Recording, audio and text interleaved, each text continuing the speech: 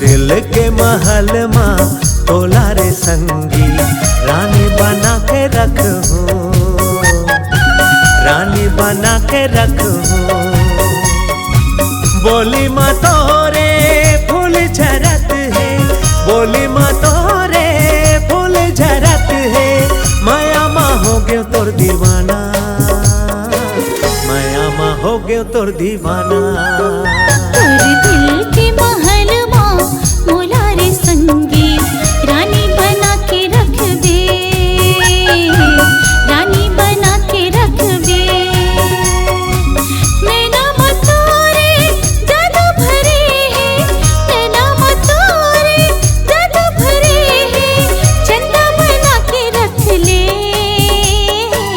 चंदा बना के रख ले। मोर दिल के महल माँ तोला रे संगी, रानी बना के रखूं, रानी बना के रखूं।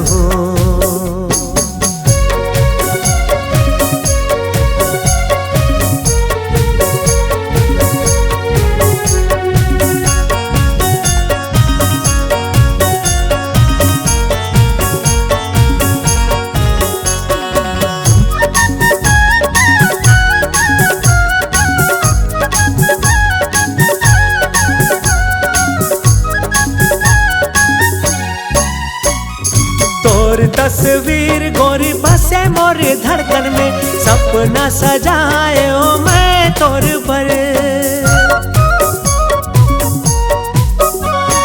चांद के मुंदरी रानी तोला पहिरा हूँ, जिंदगी माँ कर दे अंजोर, जिंदगी माँ कर दे अंजोर। दिल के महल माँ मोला रे संगी, रानी बना के रख दे,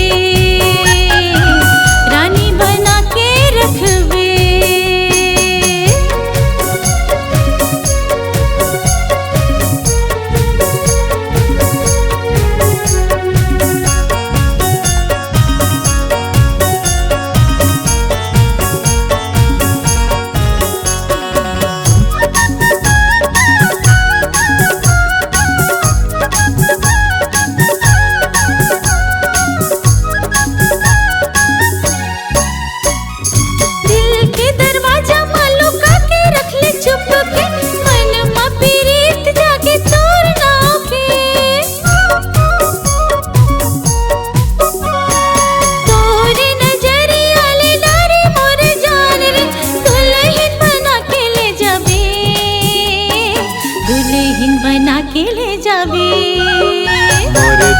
के महल माँ तोला रे संगी, रानी बना के रखूं,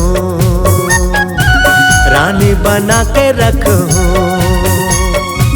बोली माँ तोरे फूल झरत है, बोली माँ तोरे फूल झरत है। माया माँ हो गयो तोर दीवाना, माया माँ हो गयो तोर दीवाना। तेरे दिल के महल माँ मोला रे संगी, रानी बना के रख दे, रानी बना के रख दे। रानी बना के रखूं,